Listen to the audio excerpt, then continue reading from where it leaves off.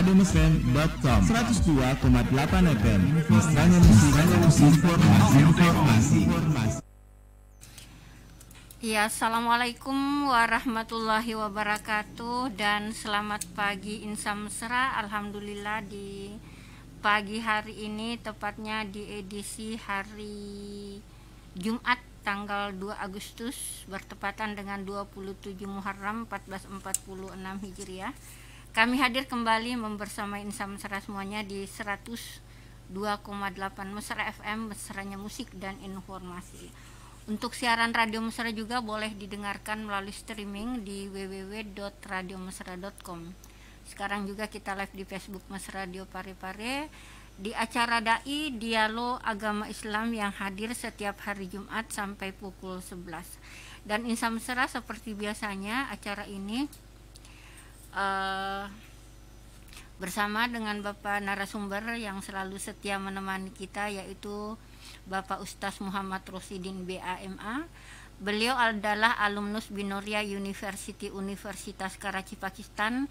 Beliau juga pernah belajar di pesantren Sirojul Muhlasin Payaman 2 Kerincing Secang, Magelang, Jawa Tengah. Beliau ini bermazhab Syafi'i. Beliau juga pemilik sanad hadis, kutubus sittah dan lain-lain. Beliau mengajar fikih, hadis, tafsir, nahwu, saraf, tauhid dan lain-lain. Beliau juga ini adalah anggota dari Dai KPK, pembina Tahfiz Mandua Parepare, anggota Ansor Kota Parepare, dan ketua harian DMI Kelurahan Ujung Buluk Parepare. Nah, untuk pagi hari ini Insa Mesra, pembahasan kita masih seputar rukun-rukun sholat. Untuk kali ini rukun sholat yang ketiga dan keempat, berdiri bagi yang mampu dalam sholat fardu dan baca Al-Fatihah dan seterusnya. Untuk Insa Mesra yang ingin bertanya, nanti boleh gabung di layanan kita 0853 9535 0907. Juga boleh bertanya di maksudnya di luar materi juga boleh ya Ustadz ya. Ya, baik, saya mencoba menyapa Pak Ustadz dulu. Assalamualaikum Ustadz. Waalaikumsalam warahmatullahi wabarakatuh.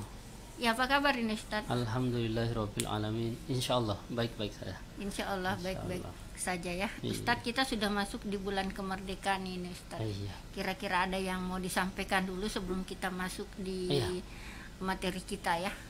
Ya, ini kan merdeka, kita sekarang berada di bulan Agustus. Iya. Di mana bulan diproklamasikan kemerdekaan negara Kesatuan Republik Indonesia tercinta, negara kita Indonesia. Iya.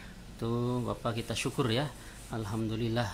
Setiap negara kan ada yang dijajah, rata-rata dijajah, dan kita dijajah termasuk Belanda, Jepang, Inggris dan sekutu-sekutunya. Iya. Nah, ini ketika kita bisa merdeka, alhamdulillah, bertepatan dengan tanggal 17 Agustus tahun 1945.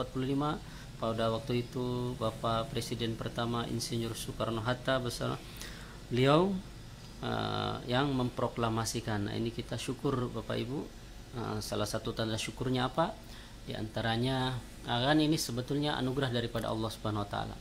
Dan kita salah satu syukur kita terhadap merdekanya negara kita jaga keutuhan akan negara kita tercinta. Keutuhannya. Iya. Jangan sampai Terpecah terporak-porandakan, iya. Jangan sampai terpecah belah, baik karena suku, bahasa ataupun agama.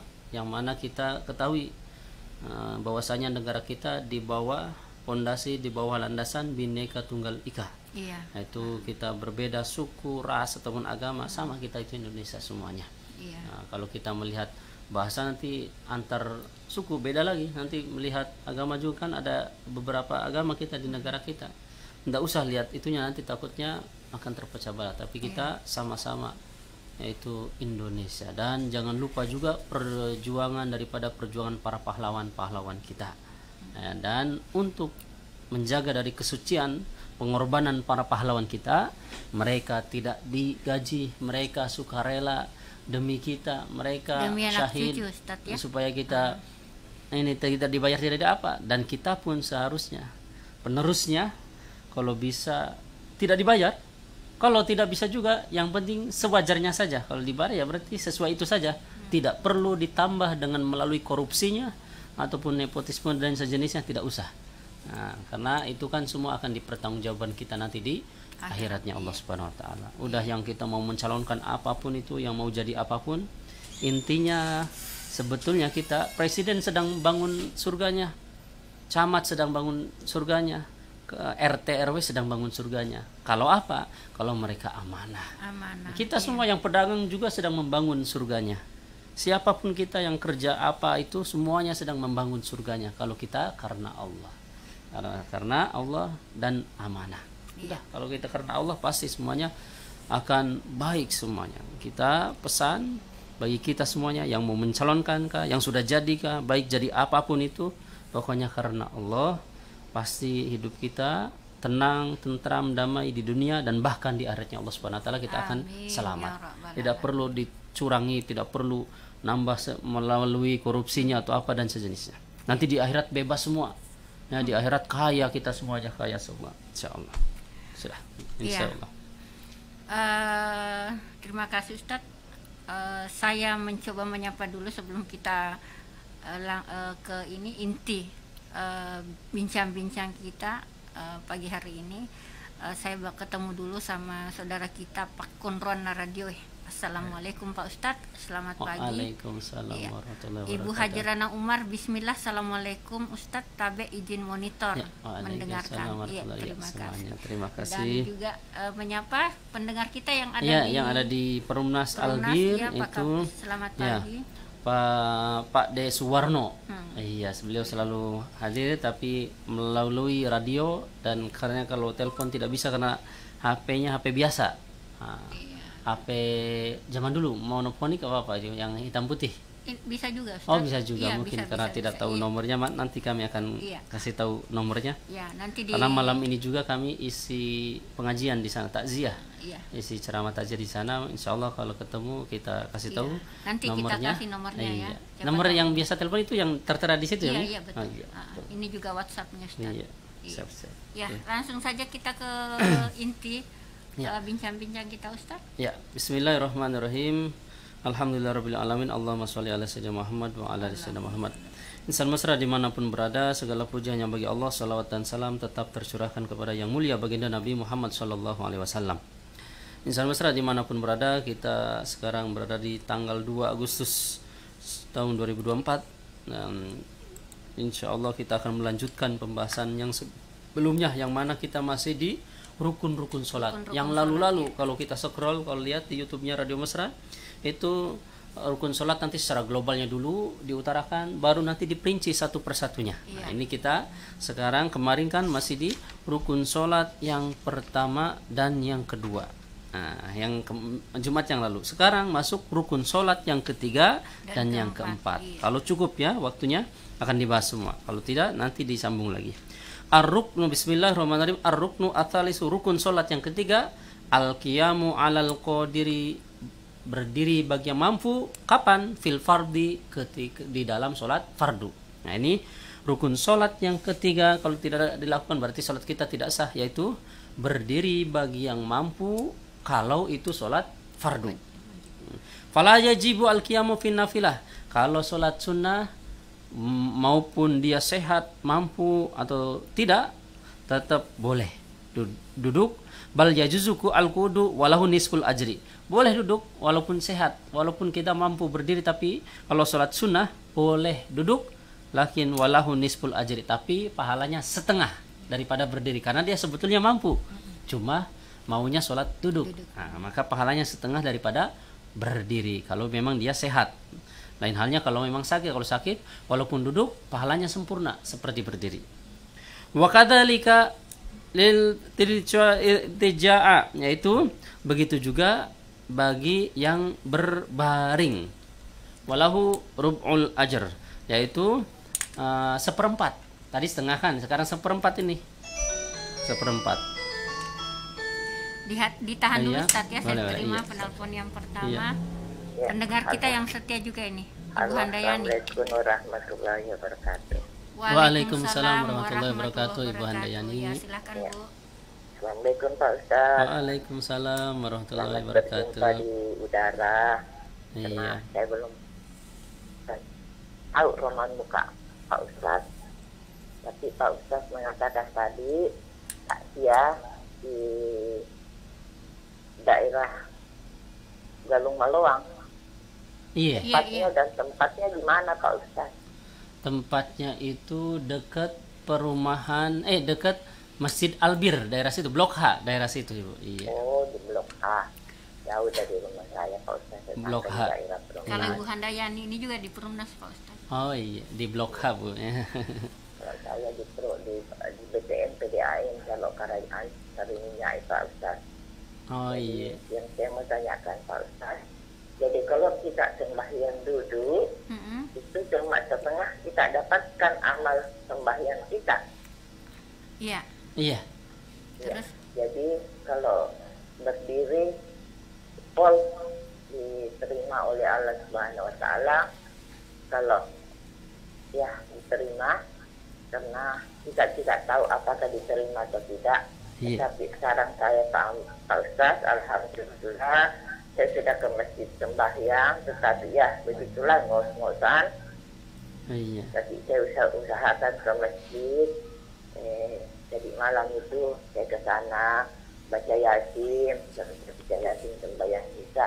Tapi saya tidak sunat sesudah isya Pak Ustaz. Apakah itu boleh atau tidak Pak Ustaz? Saya sunat di rumah qabliyah isya, karena kalau saya mau tidur Pak Ustaz, pada umumnya saya pasti sholat dulu, baru saya karena ada wudhu saya baru saya naik tidur. Itu perintah orang tua saya Pak Ustaz. Kalau mau tidur berwudhulah dulu nak, jangan sampai tidak berwudhu, karena itu kita tidak tahu apakah pada saat tidur ajar kita selesai, jadi ada wudhumu. Jadi itu pesan orang tua saya Pak Ustaz. Tapi yang saya mau pertanyakan Pak Ustaz, ini di dalam sujud tilawah pada malam Jumat, kepanjangan baca dari Subhanallah alhamdulillah walaya itu apa yang ditambahkan Pak Ustaz? Karena kebetulan saya belum mengerti bahwa apa yang ditambahkan itu sujud tilawah. Jadi itu yang saya mau pertanyakan Pak Ustaz. Dan kalau kunut, kan ada yang di ini yang sesudah dibaca doa kunut, itu di belakangnya saya tidak terlalu hafal Pak Ustaz. Saya mohon minta tolong supaya diucapkan melalui Radio Mesra. Terima kasih. Assalamualaikum warahmatullahi wabarakatuh. Waalaikumsalam warahmatullahi wabarakatuh. Iya. Tadi ada pertanyaannya, ada beberapa pertanyaan yang dilontarkan sama Ibu Handayani. Yang pertama itu Ustadz, kalau nggak salah sholat dalam posisi duduk, menurut Pak Ustadz tadi katanya pahalanya kurang. Itu yang saya tangkap dari Ustadz itu, kalau memang tidak ada uzur Ustadz ya, tidak ada uzur, itu memang pahalanya kurang. Itu pun sholat sunnah. Itu pun cuma sholat sunnah. Kalau sholat wajib, selama mampu harus berdiri. Nah, kalau sholat sunnah, walaupun mampu dia, walaupun sehat, tapi boleh berduduk, tapi pahalanya setengah, karena sebetulnya dia sehat. Gitu. Itu tadi. Terus yang kedua lagi nih Ustadz, masalah sujud tilawah. Sujud tilawah. Ya, sujud tilawah bacaannya ya. Iya.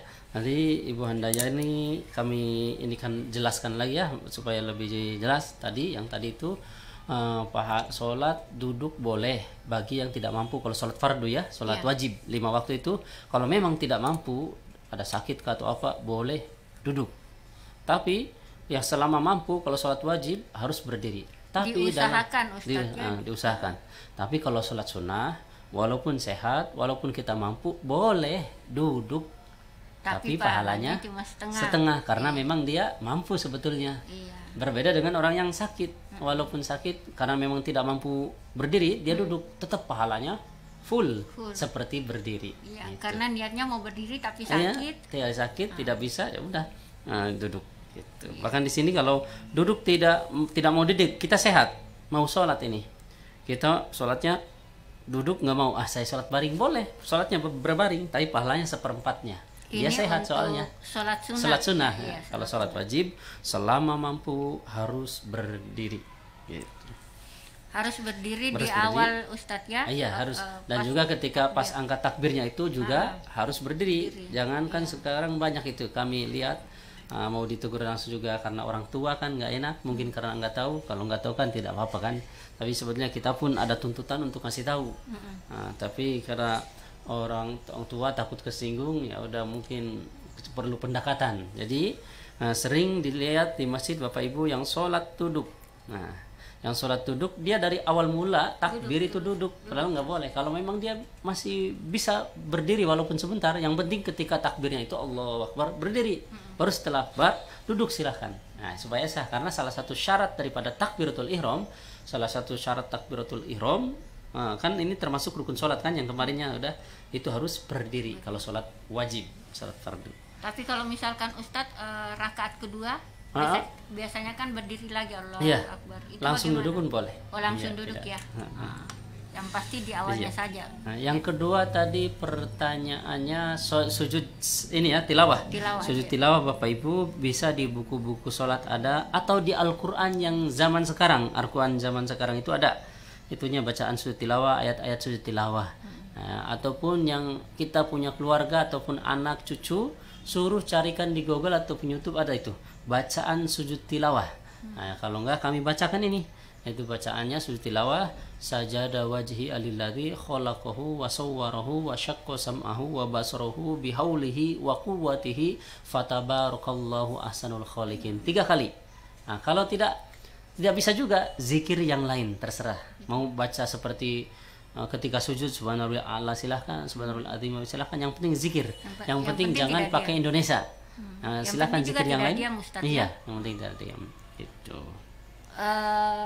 Dan yang ketiga tadi nih Ustadz, Pak Ibu Handayani tidak hafal itu doa kunutnya yang terakhir. Biasanya kan kunutnya suaranya Pak Iwan itu besar-besar, terus yang terakhirnya itu kadang kecil, makanya Ibu Handayani tidak hafal. Di Pak Ibu, kunut termasuk sunnah muakkad, sunnah yang ditekankan di dalam mazhab Syafi'i dan mazhab Hambali. Di kita Asia Tenggara rata-rata, walaupun kita andaikan tidak tahu mazhab, kita sebetulnya mazhab Syafi'i. Asia Tenggara rata-rata, termasuk Mesir, kemudian sebagian di Aljazair, di mana itu rata-rata Syafi'i. Ya, di kita Indonesia, ibu bapak insan mesra dimanapun pendengar setia yang tidak tahu mazhab kita, walaupun tidak tahu, dari kecil itu dari nenek moyang kita memang ajarannya mazhab Syafi'i. Nah, itu kunut antaranya.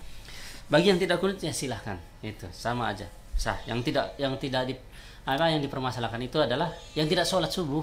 Itu jangan sampai dipermasalahkan, berdebatan gitu.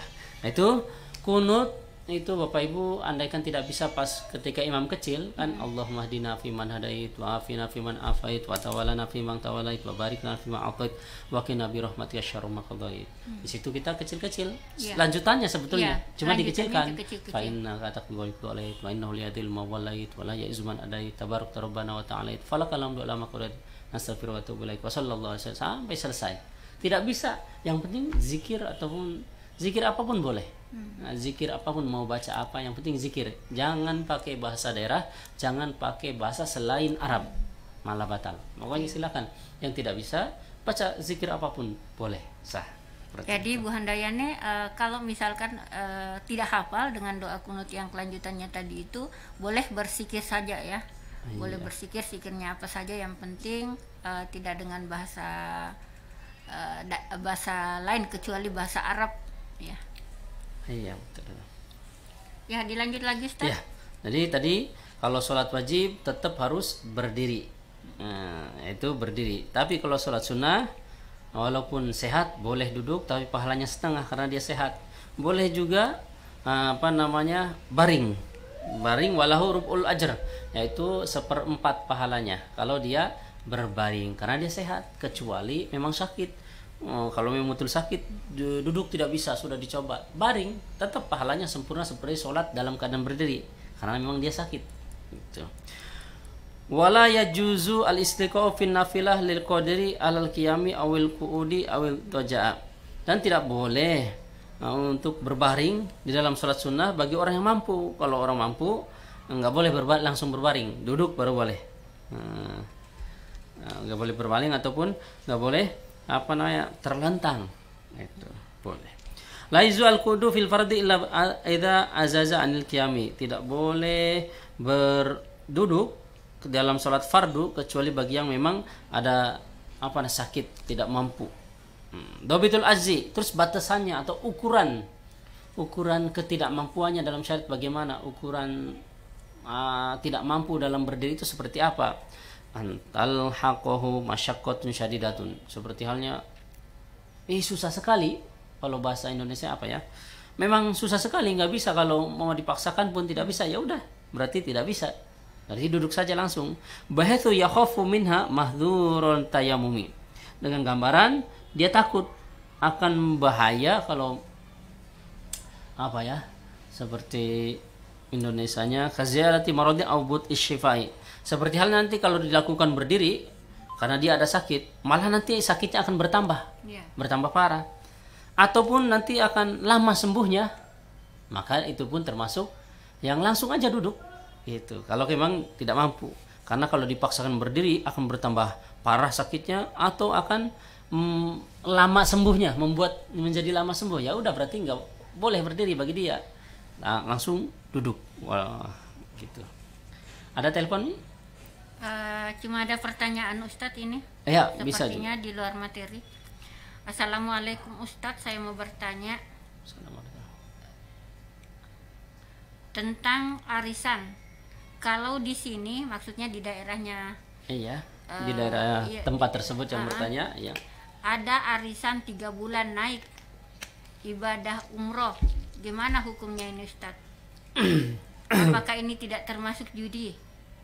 Arisan itu Bapak Ibu diperbolehkan seperti naubah. Naubah itu giliran dalam kalau dalam bab nikah itu ada naubah giliran. Arisan kayak nabung terus giliran aja, giliran dapatnya. Nah, arisan pada dasarnya boleh. Yang nggak boleh itu kalau nanti minta duluan harus dipotong. Ini nggak boleh, nih malah jatuhnya riba. Mau minta duluan, mau minta belakangan, kasihkan. Maksudnya kalau memang setuju semua, tapi harus setuju semua. Harus setuju, ataupun gini, belum dikocok, minta duluan, yang penting yang lain setuju, boleh. Tapi kalau umpama sudah dapat si A, kok si C butuh, yang penting izin ke yang dapat. Bagaimana kalau saya, karena saya butuh, ya silakan kasih. Bukan berarti saya kasih tapi nanti dipotong atau sebagian ini malah jadi riba, ini nggak boleh. Istilah jual arisan. Misalkan saya masuk arisan, terus ada si B ini yang butuh. Iya. Kebetulan saya yang kena. Ini saya jual arisan saya, misalkan kena 10 juta, cuma ambilnya 9 juta. Iya. 1 jutanya buat saya, gimana itu Ustaz? Ya, jadi Bapak Ibu nggak boleh itu membeli uang, menjual uang, harus sesuai nominalnya. Saya beli 100.000, ya uangnya 100.000 lagi, seperti itu. Nah, kalau umpama beli arisan tidak diperkenankan, itu sama halnya riba. Jadi kalau umpama ini Bapak Ibu, dalam Islam itulah adilnya Islam. Islam itu orang minjam ya dikasih.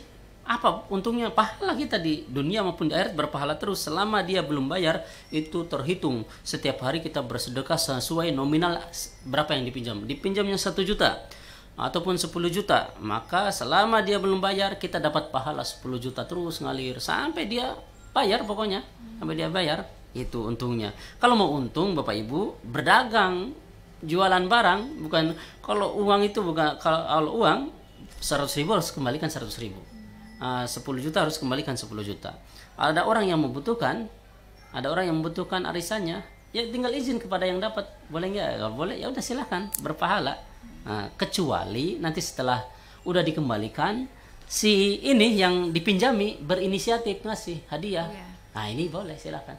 Kemarin saya ini arisannya, kemarin Pak B ataupun ada namanya Pak Budi, kemarin kan arisan jatah tak saya ambil. Iya Pak Budi, ini saya kembalikan. Setelah itu kita kasih lebih, kan maksudnya ini hadiah. Ini boleh berarti hadiah ataupun sedekah. Yang nggak boleh memang dari awal harus dipotong ataupun ada akadnya. Ini jatuh riba semua Bapak Ibu. Insan Mesa di beberapa daerah, beberapa titik biasanya ada yang seperti itu. Jangan riba, dosa besar. Salah satu dosa besar adalah riba. Gitu. Kemudian Bapak Ibu, kalau umpama itu juga yang ketika dapat biasanya dipotong untuk konsumsi. Ini Bapak Ibu boleh, yang penting setuju semua. Konsumsinya berapa? Umpama arisan 10 juta, konsumsinya 1 juta, berarti yang 1 juta harus untuk konsumsi tanpa dikurangi, tanpa diambil sedikit pun. Harus. Mau jadinya otak-otak, mau jadinya bakso, yang penting 1 juta full dihabiskan untuk konsumsi. Jangan sampai dipotong-potong, di apa. Ustaz kalau lebih bagaimana? Umpama ditambahnya pahala bagi dia. Kalau mau ditambahin silahkan, yang penting jangan dikurangi. Kalau memang konsumsi, uang konsumsi 100.000, ya udah 100.000 semua. Nanti setiap kali ada acara arisan, kalau konsumsinya 100.000, semua yang dapat 100.000. Maksudnya si B dapat, besok si C, besoknya lagi si S, besoknya F. Setiap yang dapat itu 100.000. Jangan sampai ketika yang ini 100.000, karena besoknya lagi ada apa harus dilebihkan. Kasihan dulunya yang dapat itu. Yang dapat malah dilebihkan lagi, pengeluarannya bertambah. Yang sebelumnya cuma 100.000. Yang sebelumnya ini, maka itu termasuk daripada riba, merugikan daripada salah satu anggota arisan. Jadi kalau umpama inisiatif sendiri yang dapat, saya mau lebihkan aja lah, ya udah, dia memang niat pahala dia. Tapi karena keputusan mungkin atau keputusan ketua arisannya atau apa, nanti pasti giliran ini karena bertepatan dengan 17 Agustus dilebihkan, kasihan itu. Kalau mau dilebihkan iuran lagi masing-masing, iuran semua anggota baru boleh secara umum. Jadi ini tadi pertanyaannya Bapak Tondeng ya, Ustaz. Ini tidak termasuk judi ya? Ini kan arisan 3 bulan naik ibadah umrah, maksudnya barangkali ini kan hadiahnya ibadah ini kan umrah, untuk umrah ini arisannya, jadi tidak termasuk judi. Tidak, karena itu kan termasuk daripada undian dan itu uang kita. Maksudnya uang ada yang disegerakan, ada yang didahulukan. Karena sistemnya arisan, dia ada yang naik duluan, tergantung undiannya, tergantung Indonesia takdir dia. Walaupun yang penting ada gambaran untuk membayar. Jangan sampai kita nggak mampu nih, mau pinjam untuk naik haji atau umroh, nggak bisa kan. Syarat naik haji atau umroh itu kan harus mampu perjalanan, mampu ada yang ditinggali di rumah, mampu ketika nanti untuk di sananya, mampu, dan untuk yang ditinggalkan untuk perjalanan selama balik lagi mampu. Kalau langsung bagaimana, nggak ada gambaran Ustaz, biasanya pakai arisan bisa, ya udah, yang penting ada gambaran untuk membayar setiap bulannya, silahkan seperti itu. Ya, kita lanjut lagi Ustaz. Sama seperti arisan yang barang-barang juga kan banyak, sering itu kan. Kebetulan istri juga sering ini ada mendapati teman-temannya kata arisan barang bagaimana. Saya tanyain dulu, arisan barang seperti apa, harus tahu. Karena kalau yang ini dapat mesin cuci, yang ini dapat nantinya lagi beda, nggak boleh. Harus kalau mesin cuci semua, mesin cucinya politron semua. Yang penting kalau setuju mereka beda merek tapi harganya sama, mereka setuju boleh. Yang penting jangan giliran si A dapatnya merek bagus, ini mereknya nggak bagus, ataupun si ini mereknya yang mahal, yang ini murah, nggak boleh. Itu berarti termasuk riba juga. Harus sama rata seperti itu. Lanjut Umi ya? Iya, lanjut. Iya. Dan selanjutnya juga batasan daripada ketidakmampuan ataupun dibolehkannya untuk duduk, yaitu tadi sakit yang akan membahayakan, dan kalau umpama dipaksa berdiri akan makin bertambah sakitnya ataupun akan membuat lama sembuhnya, maka langsung boleh duduk bagi orang tersebut. Kemudian ataupun kalau dengan berdiri akan membuat luka dan sejenisnya, itu pun langsung duduk.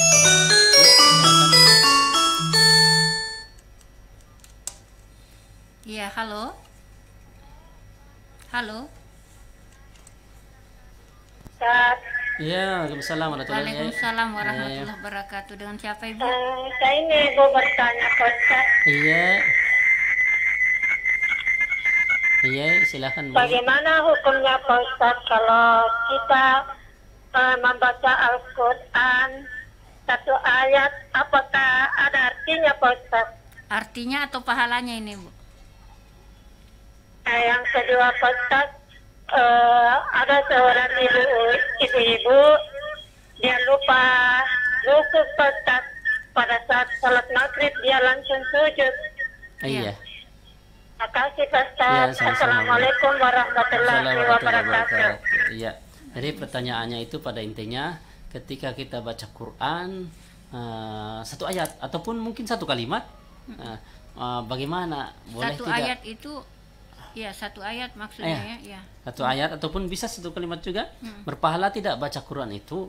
Berpahala walaupun alif lam mim ataupun zalikal kita potong. Tapi bagusnya ketika baca Quran sampai titik, sampai ayat supaya selesai. ayat Itu ke ayat adab-adab yang membaca lain. Quran. Maka Bapak Ibu ini masuknya di dalam pembahasan di dalam kitab Tibyanu fi Ulumil Quran, di kitab Tibyani fi Adabil Quran. Jadi kitab Tibyan itu pembahasannya permasalahan Al-Quran.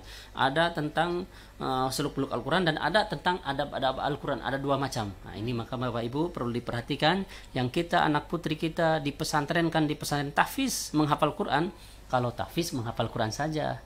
Tapi kalau alim itu ke kitab-kitab, semua hukum-hukum, semua seluk-beluk Al-Quran, hadis apa semua dipelajari. Maka jangan sampai kita harus dipelajari juga itu alimnya supaya tahu hukum-hukum Al-Quran. Jadi pada intinya boleh tidak baca Al-Quran potong-potong? Boleh, kalau dibilang boleh. Adab tidak adab, karena adabnya itu membaca Al-Quran sampai selesai satu ayat paling minimalnya. Berpahala tidak? Berpahala walaupun potongan-potongan sedikit-sedikit. Apalagi kalau lupa, karena ada sebab, tetap terhitung pahala sempurna karena memang dia lupa. Terus kalau lupa bagaimana? Sholat langsung sujud boleh, ganti surat boleh. Jadi imam ini perlu perhatikan Bapak Ibu. Imam kasih tahu anak-anaknya yang jadi imam juga ataupun siapapun, kalau imam lupa dikasih tahu juga masih lupa, jangan, ya udah langsung sujud boleh, walaupun watini wazaitun diingetin di belakangnya, waturisin nggak inget-inget, langsung sujud aja. Kalau lama berhenti tanpa ada gerakan malah batal sholatnya. Ini imamnya Ustaz ya. Maka maupun nanti jadi ikut batal karena dia diam aja, dikasih tahu juga nggak inget-inget. Kalau nggak inget segera aja ganti surat yang lain. Qul huwallahu ahad, Allahu samad, lam yalid, udah boleh. Ataupun langsung sujud boleh. Umpama watini wazaitun, kan ini satu ayat ya. Lupa. Watini wazaitun. Lupa. Di belakang waturisinin, tapi nggak ingat-ingat. Jangan berhenti lama, jangan memikirkan lama, batal nanti sholatnya. Maka langsung, kalau nggak ingat juga ganti surat yang ingat. Silahkan apa? Boleh ganti surat yang ingat. Qul huwallahu ahad, Allahu samad, lam yalid, qul huwallahu ahad. Langsung, ataupun langsung sujud boleh, walaupun watini wazaitun langsung, daripada akan membatalkan, membahayakan seperti itu. Tadi jadi seperti ibu tadi kasusnya, pahala tidak, walaupun sedikit pahala Bapak Ibu. Kalau lupa, apalagi lupa, karena memang lupa, langsung sujud aja enggak apa-apa, tadi pun tetap terhitung pahala. Kalau ini tadi kasus yang kedua Pak Ustadz, lupa ruku langsung sujud, apakah bisa langsung berdiri lagi posisinya ruku atau bagaimana? Ketika apa itu maksudnya? Ketika lupa? Iya, mestinya orang ruku tapi dia sujud. Oh iya. Maka itu, harus ruku walaupun sudah harus jatuh ke bawah, lagi, harus tidak mau berdiri, pokoknya yang penting mau berdiri dulu silahkan, mau langsung ke ruku silahkan. Tapi abdalnya berdiri dulu baru ruku. Supaya membedakan gerakan dia. Membedakan kan dia dari bawah salah ini, tapi kok kembali lagi langsung ruku, maka berdiri dulu baru ruku. Langsung berdiri dulu baru ruku lagi Ustaz ya. Sama seperti sajadah juga perlu diperhatikan dalam hukum itu Bapak Ibu. Sebetulnya kalau ayat sajadah imam ngasih tahu sebelum memulai. Takutnya apa? Takutnya pas Allahu Akbar padahal sujud tilawah, mamu yang nggak tahu ruku. Iya. Terus pas ruku dia yang lain kanan sujud, kiri depan ternyata sujud, kok langsung dia ini membatalkan karena dia memang bungkuknya itu dalam rangka untuk ruku, padahal imam sujud tilawah. Kalau sudah begitu kondisinya, kalau langsung pas udah ruku yang lain sujud langsung malah membatalkan. Makanya Cara hukum itu kalau dia li hawail sujud hawail ruku, bungkuknya untuk apa? Kalau bungkuknya untuk ruku ya kembali lagi nanti baru sujud. Makanya afdolnya itu makanya afdolnya itu karena dia kan niatnya bungkuknya untuk ruku. Lalu kok kenapa ke bawah? Membatalkan. Makanya imam itu sebetulnya kalau takut-takut jamaahnya lupa atau nggak tahu atau jamaah baru mungkin datang lewat apa namanya kasih tahu nanti ada sujud tilawah. Oh iya, berarti udah terngiang-ngiang dia. Oh iya nanti pas ini berarti untuk sujud tilawah pas bungkuknya itu seperti itu aturannya sebetulnya. Jadi harus berdiri lagi Ustaz kemudian langsung baru sujud ya. Seperti itu. Gitu. Ada pertanyaan dari Bu Hajaran ini Ustaz. Apa hukumnya Pak Ustadz jika seorang anak laki-laki yang sudah balik atau sudah dewasa tidak sholat fardu berjamaah di masjid?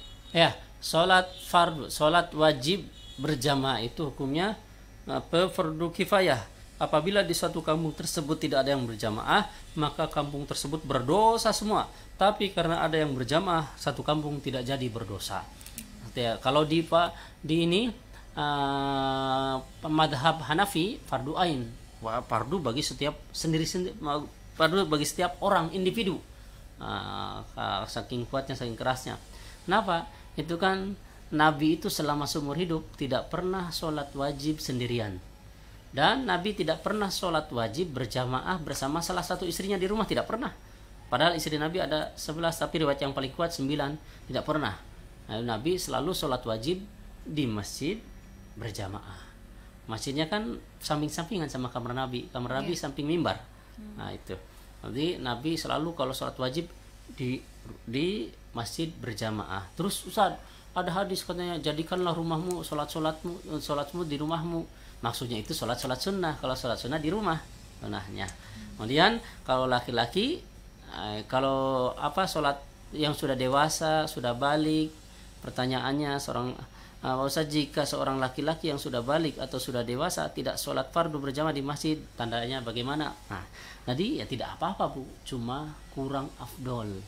Karena berjamaah itu pahalanya 27. Tapi kalau sholat sendiri satu, itu pun kalau betul-betul khusyuk. Tapi kalau berjamaah banyak yang tidak khusyuk. Tapi kalau Allah pandang salah satu di antara kita, pasti ada yang Allah pandang, entah karena baiknya, entah karena apanya. Baiknya pasti di antara kita ada yang sempurna, ada yang bagus lah. Nanti akan Allah pandang sehingga bagus semua. Sama seperti padi satu karung, itu ada yang kosongnya. Tapi karena satu karung terhitung padi semua harganya.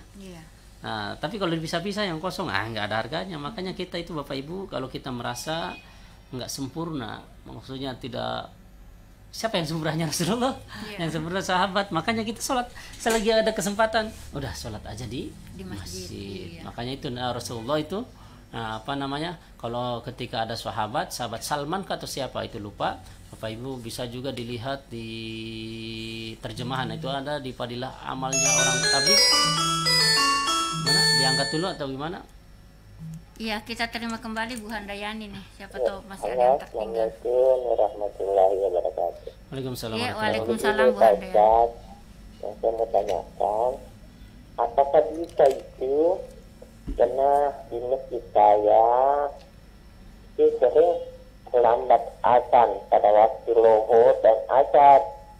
Jadi yang saya mau pertanyakan, karena di sekeliling blok semua ada rumah, ada masjid.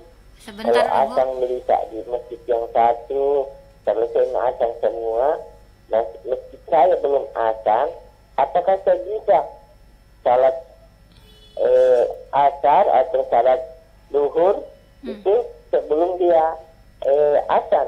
Iya.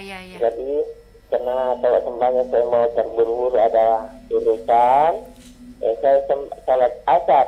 Tetapi kalau belum cukup dia rakaat isya sebelum tahiyat pertama, itu azan saya hentikan atau apakah saya lanjutkan saja Pak Ustaz? Itu pertanyaan saya lupa tadi, supaya yang mana bisa kalau azan orang di masjid kita hentikan salat kita atau kita lanjutkan?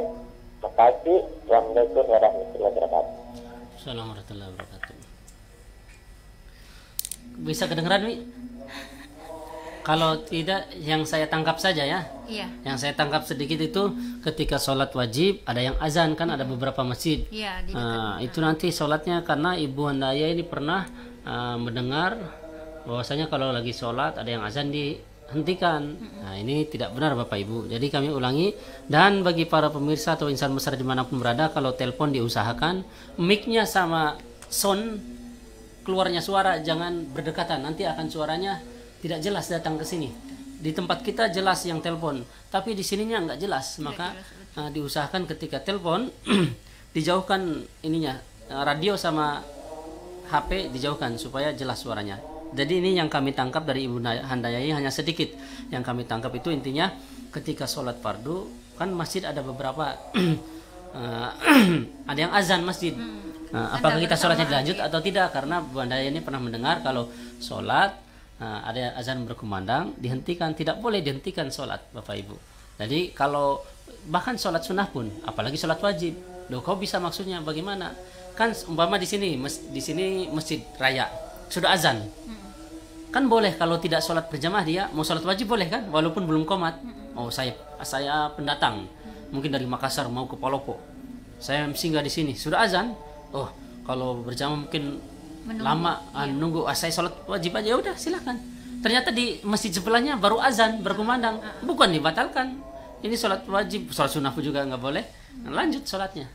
Yang nggak boleh itu mau azan kok kita sholat, udah Allahu Akbar, kita usolli fardu, Allahu Akbar, mau sholat sunnah sholat apa nggak boleh karena sudah berkumandang. Kalau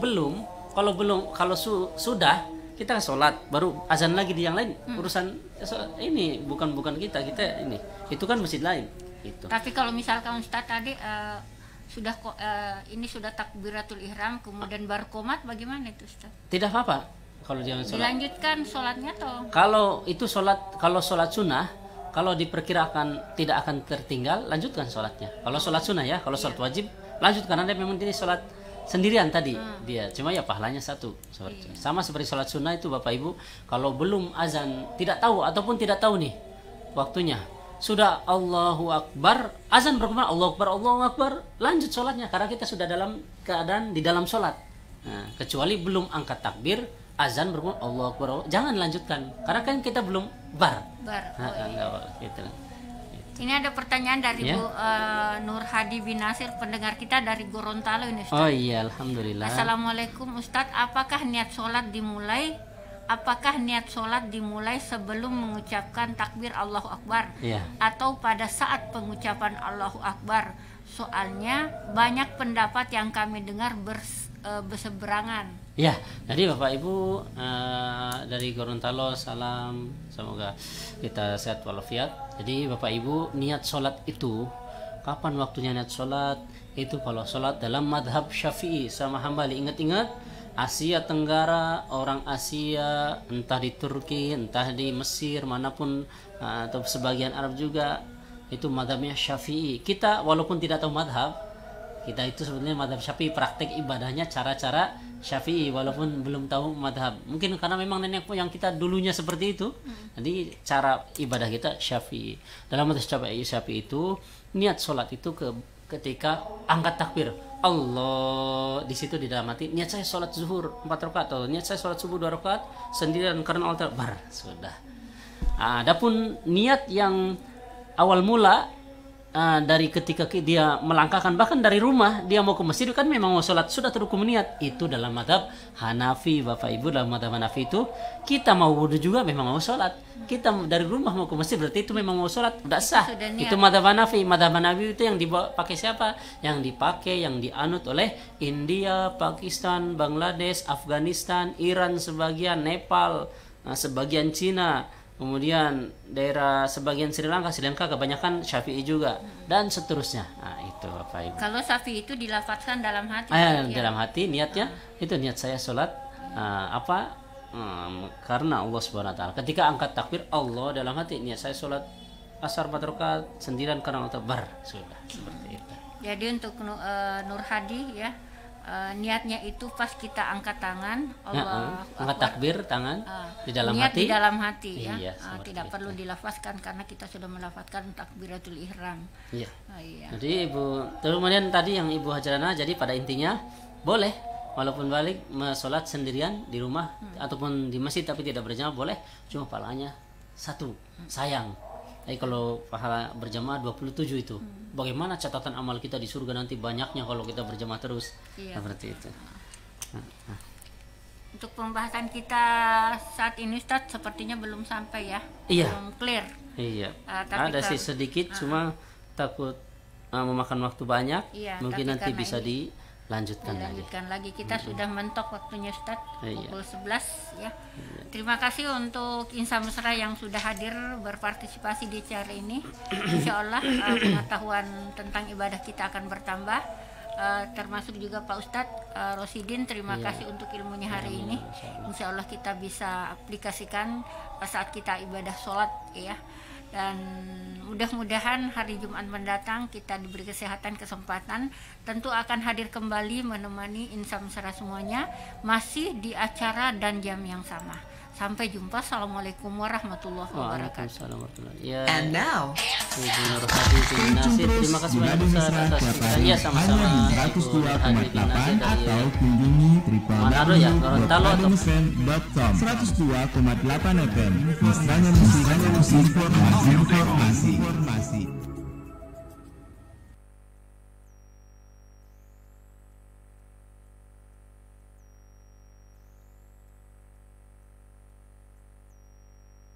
and now, Stay tune terus di Radio Mesra tiap hari hanya di 102,8 atau kunjungi www.radiomuslim.com 102,8 FM.